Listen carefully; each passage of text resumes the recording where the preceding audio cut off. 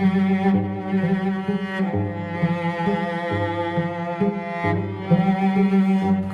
trying to finish the production of this film in August last year, but obviously we are too slow, you know, and because we also have the economic crisis in Asia. So all the investors of this film, In the Mood for Love, has problems, so we have to stop the production and find another investors. And by the time we have already committed to make a film called 246, so that means we have two films mixed together, the schedule, and the whole process is very painful because it's like loving two persons at the same time. And when we are looking the location for 246, we think this part should go to In the Mood for Love, and vice versa. So at the end, we decide the two films should be one film. We should consider these two films as one film, and so maybe in the future, when you see In the Mood for 246, you see something from In the Mood for Love, and in the Mood for Love, you have some things from 246. I'm very fond of that period in Hong Kong because it is a special period.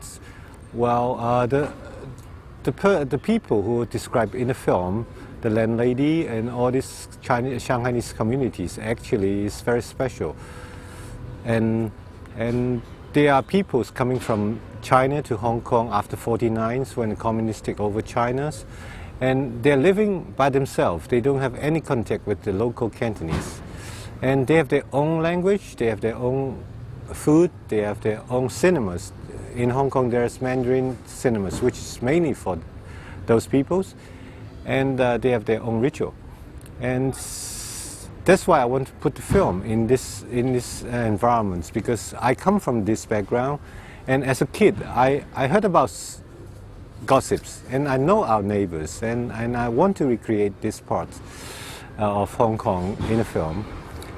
I'm only 5 at that time. We have an overall impression of that time, and so some of the details in the film is, I think, which is very much beautiful or nice than it actually was. But in the memories, everything is fine, you know. Over the years, people keep asking me about, are you going to make Days of Being Wild Part 2? And I think to myself, I said, if I have a chance to make this film, it will be the same story or not. And I know I have changed, the way I see things has changed. So for me, I think the biggest difference is, in this film, we are describing people who was married, you know. It's not like Days of Being Wild, they're single. The times is different. In the 60s, I think all the things are trying to create a mood which is, everything is covered, hidden. The point of this story is I'm not trying to tell a story about an affair. I'm trying to tell a certain attitudes in certain time, certain periods of time in the history of Hong Kong, and how people take these things, you know. And because at first I think, well, to make a story about affairs could be very boring, because so many films about affairs have been made, and there will be no winner in an affair. So I try to find another angle, and I think the whole thing is about the time, the period, and also how people treat these affairs over the years. They keep it as a secret, and I think secret will be the main point of the story. At the very beginning, I hate the idea to show the husband and wife, because that will be boring, because you have to comment who's right, who's wrong, and I think this is not the point of the story. And I'd rather have these two actors go through both sides of an affair. And there's a big argument between me and Maggie and Tony is how they portray the other half, because they have an excuse saying that, okay, how this affairs happens. So they want to pretend to be the husband and wife, and they're trying to act like a different person. But I said, I want you to play as you are, because this will give another layer to the film, because maybe there's a dark side in Maggie or in a dark side in Tony. They need an excuse to release it.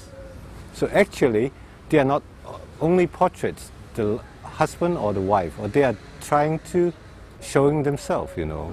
There's some possibility in their characters. They can be the husband and they can be the wife. Actually, I want to show the changes through the unchanged, because the films trying to repeat all the things. The music is repeating all the time, and the way we see certain space, like the office, the clock, the corridors, is always the same. And we're trying to show the changes through minor things like the clothes of Maggie, or the relationship is changing, you know. And for the Western audience, I think it is a pity, because there's some details about the food. Because the Shanghainese community eats very precise food at certain seasons. So actually the food is telling you it is May, or it is March, or it is June. The armor keep asking Maggie to stay to eat with them. He's making the wonton. And the wonton is made with certain vegetables, but we don't put it in the subtitle because that will be too much, you know. But that vegetables can only available in June and July. So that means we know the characters now is in June and July in 1962. Well, in fact, we started the project, we call the project as Story About Food. And it has 3 stories in it. And so the actual story we see in The Mood for Love actually is only 30 minutes. It's only concentrated in the restaurants, in the noodle shops, the staircase, they buy noodles, the telling and affairs. But after I start this part, I think, well, in fact, the main reason for me to make that project is I like this story, so I forget about this another 2, so I didn't make it. I just expand the whole things. So the most difficult part is we started like a quick lunch, but it became a big feast at the end. We started from 1962 until 1972. It is 10 years. And the reason we want to end in 72 is in 72 or 70s, Hong Kong looks totally different. The people, the behavior, how they dress, how they look, how they eat, how they live is extremely different to 1962. But at the end, I decided to stop in 1966 because that will be an epic, you know. There's too much. The scale is too big. And we tried 1 or 2 scenes in 1972, and I think we need a lot of work to put on that part. So, and I don't think we are financially or physically is affordable. So we stopped in 1966, which is a very interesting moment in Hong Kong history, because it is because of the cultural revolutions in China. We have the riots in Hong Kong, so a lot of people move away from Hong Kong. So it is the beginning of all this immigration happened afterward. Well, there's another 2 stories. One is about a fast food shop owners and customers. And also the other one is about a kidnapper and a person being kidnapped. Well, actually we look for a place to end the film because we think the film at the end, the last scene should be provide something, a distance from the incidents. We can look the whole things from a distance to provide another level. And we look for all these things in Thailand, because we are shooting in Bangkok. We're trying to find some temple or find a dome. And our production manager said, okay, why don't you shoot it in Angkor Wat? Because we have good connection in Cambodia. And I said, why not? Because years ago I saw documentaries of Angkor Wat, and I'm impressed by this, by the place. And there's the relief, all the things is a museum of jealousy, passions, love. So I think, well, we should end the story there. And because of that, we have to find a reason for Tony to be here, to be in Angkor Wat. So we go through all this newsreel, and around that time, the big event is De Gaulle visiting Cambodia. So we go through this documentary, and I like the documentary because the documentary is not only the events, but it has effects like waking up somebody, you know. The whole thing is like a fiction, it's like a dream, but there's a certain elements which is true, which is factual. It is like the remains of these things, and we can see all these rocks, and we see there's thousands of stories like this over the years. And And this is the history. It's a legend from a book. I will use this legend in 2046 and in The Mood for Love at the same time. We're trying to explore how people keep the secret in different ways. We produce our films. We have to take the risk ourselves, so we have no one standing behind our back saying that, okay, you have to wrap this film. So that's one of the reasons we want to present a film here in Cannes, because we can make this film forever. We have to find a way to stop this production. We need a deadline. So, okay, I said, okay, we can go to Cannes, and then now we know we have to stop all the things, and it's time to say goodbye to the project. I think overall in Asia, the quality of the films has been improved a lot, and people's overall the quality is like it's very close to Western film, but I think the filmmakers, there's no filmmakers like the old filmmakers like Ozu or Kurosawa, which is they can create details which is extremely beautiful or extremely precisions, and this is the situation. We are overall we are better, but there's no exceptionally good, because there's so many films about Shanghainese in recent years made in Hong Kong or in Asia. We are Shanghainese and we don't like it because we think this is not correct, and this is my intention to make something which is accurate. And I want to show people what really these Shanghainese communities are. And so we go through all these details by heart. We know them by heart. We don't have to do a lot of research. Next generation, the second generation, is merged with the local people. And there's no Shanghainese or Cantonese. Everybody is Hong Kong citizens. But at that period of time in 1962, we know that you are Cantonese, I'm Shanghainese. And sometimes we hate each other, we don't talk with each other, and the Shanghainese mother don't like the daughters go with a Cantonese boy. Yes, it is very strict. Even though we are shooting the Shanghainese community in this film, and even though we, like Rebecca Pang, she's Shanghainese, but we know we are not in the tradition of the China Shanghainese, Even though the Shanghainese now, they don't understand these communities, because it is like the Russians, after the Russian revolutions, they live in Hong Kong, they live in Shanghai. There's a special certain type of people in exile. So the whole experience of these communities is like a dream. It is lost and it's gone. One of the reasons we have Maggie in this film, because he has a certain air, certain qualities, which is definitely belongs to that period. The look, the air, the move, she got everything. And the Chinese title of this film is, in fact, is The Age of Flowers. Normally it's applied to women, to describe a woman in the prime. But I think the Chinese title of this film, in fact, applied to this period. It's The Age of Flowers of Hong Kong. Mark Lee, Li Pingbing, the cameraman of Ho Xiaoshan, and we once worked on the project of Fallen Angels because Chris is away as usual.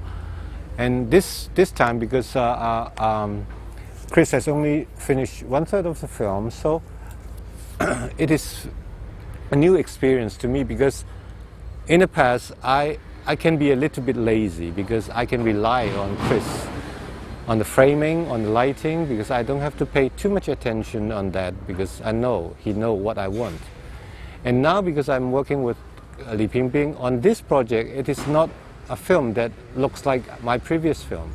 So I have to control all the things, and I'm more involved in the framing, lighting, everything. And it is a process of a creative process, which I can get more control on it, and I think now the look of the film is more attached to the content. It's so difficult to find locations in Hong Kong which looks like old Hong Kong now.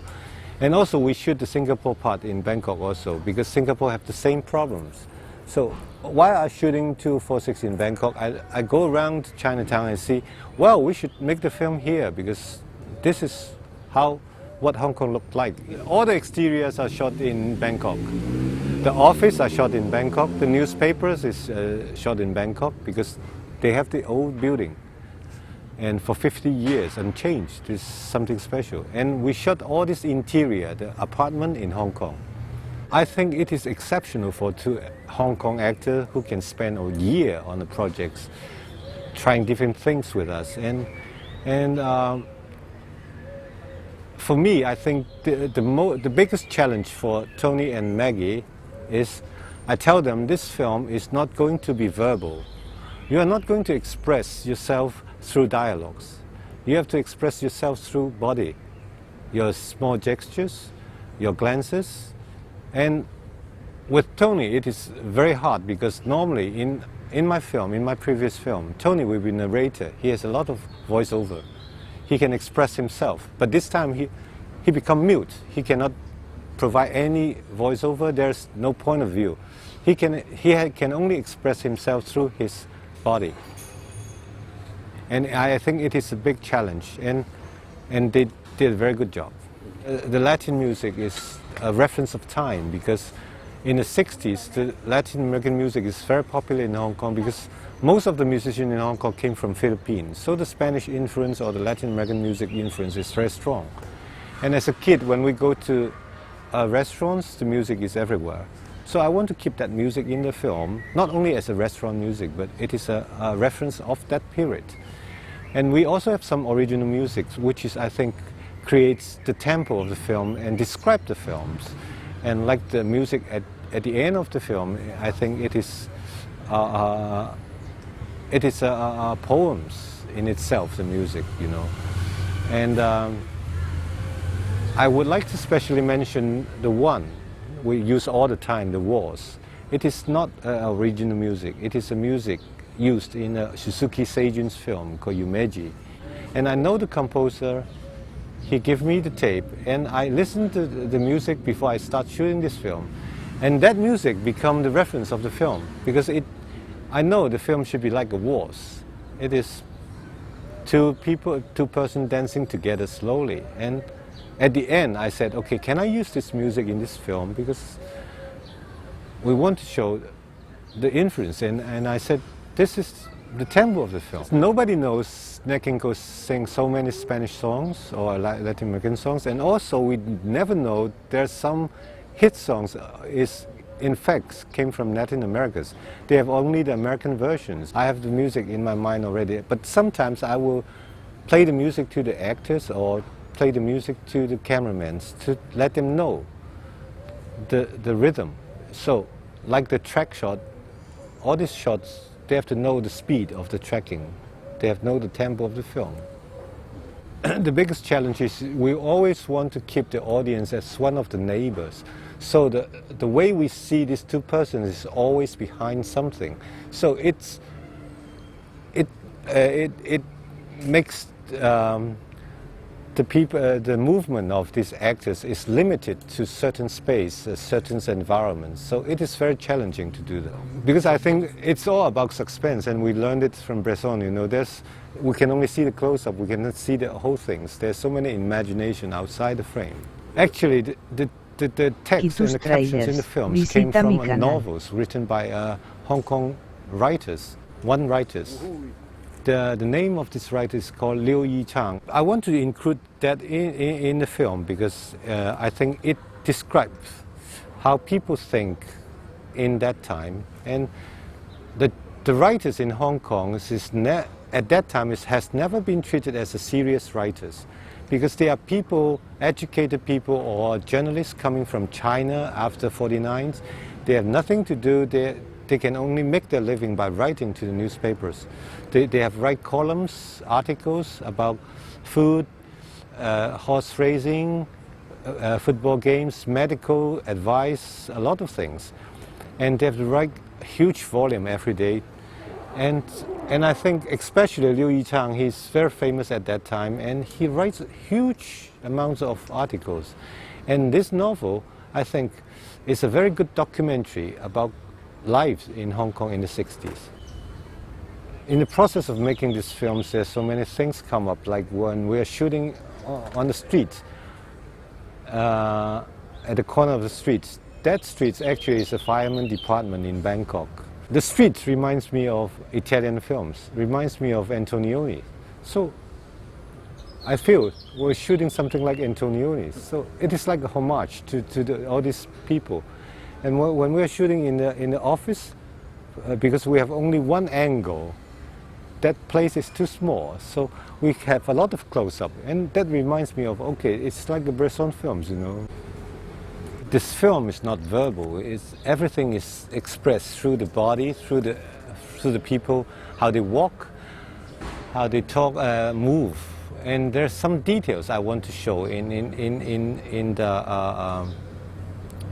slow motion. And I think most of the slow motion is not carrying the action, but the environments, like the slow motion in the newspapers place, and when Maggie's hang around in the mahjong tables. And I think it is all about a certain space, a certain mood, and I want to capture that in slow motion. I think we have materials more than 2 hours, and then we kept only 92 minutes. We edit scene by scene, but because it is the way we work, at the end I just doing the structures, you know, and it is a process. It's not building up things, it's just taking things that we don't want out of the films and keep what's essential and what we think is precise.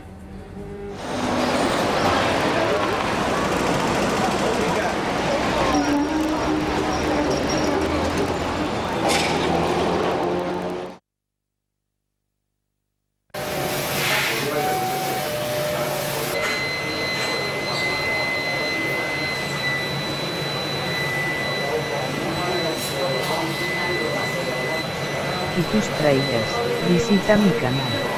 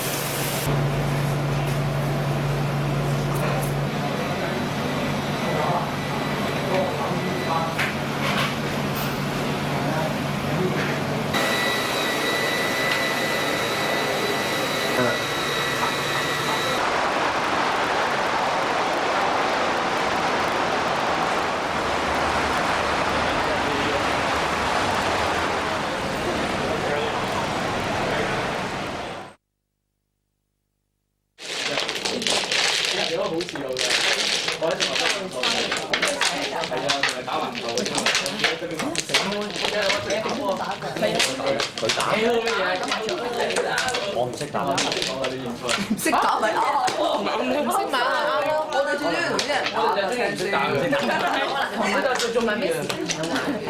最快啦！已經你識到哦，邊個？你又想我呢個一度？你做咩成日攞18劑？你話俾我知冇翻。食咩藥啊？你見到你報紙中藥啊？咩事啊？你摸下得唔得啊？我勤力啊，想加多你答啊！其實你掂喎，你啲對感冒啊，你勤力啊！ O K 啊，你個醫生幾好喎，真係我又係食跟咗成個月，唔睇醫生，你睇下一針打完，我唔死經就得㗎。自己知自己事嘅，你打。唔係慣。佢嗰陣唔食煙而家，唔係我食少啲，我食少啲，煙一定食。黐線就飲，有而家有肥。係咪有女？你睇下，講下俾你睇。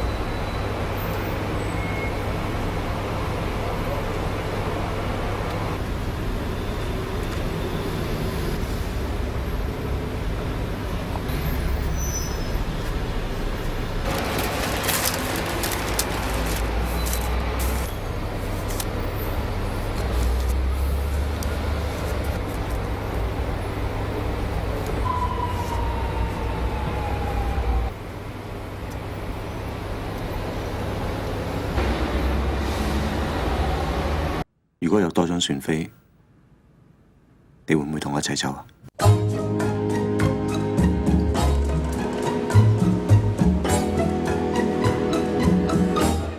？Aquellos ojos verdes de mirada serena dejaron en mi alma eterna sed de amar, anhelos de caricias, de besos y ternuras, de todas las dulzuras que sabían brindar. Aquellos ojos verdes, serenos como un lago, en cuyas quietas aguas un día me miré. No saben las tristezas que en mi alma han dejado aquellos ojos verdes que yo nunca besaré. 係我。如果有多張船飛，你會唔會同我一齊走啊？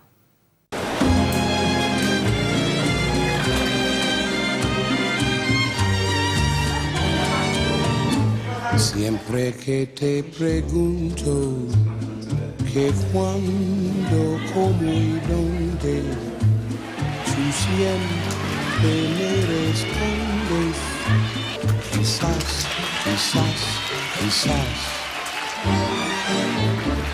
Y así pasan los días y tus trailers. Visita mi canal. Desesperado y tú contestando, quizás estás perdiendo el tiempo pensando por lo que más tú quieras. ¿Hasta cuándo? Y así pasan los días y yo desesperado y tú contestando, quizás.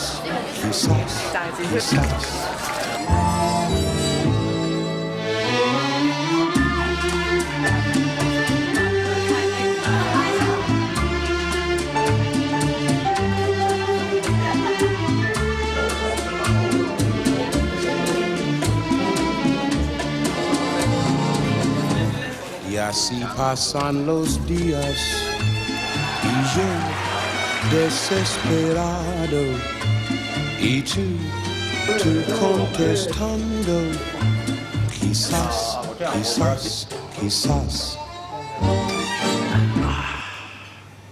Good. Estás perdiendo el tiempo pensando por lo que más tú quieras. ¿Hasta cuándo? Okay. Y así pasan los días y yo desesperado y tú contestando, quizás.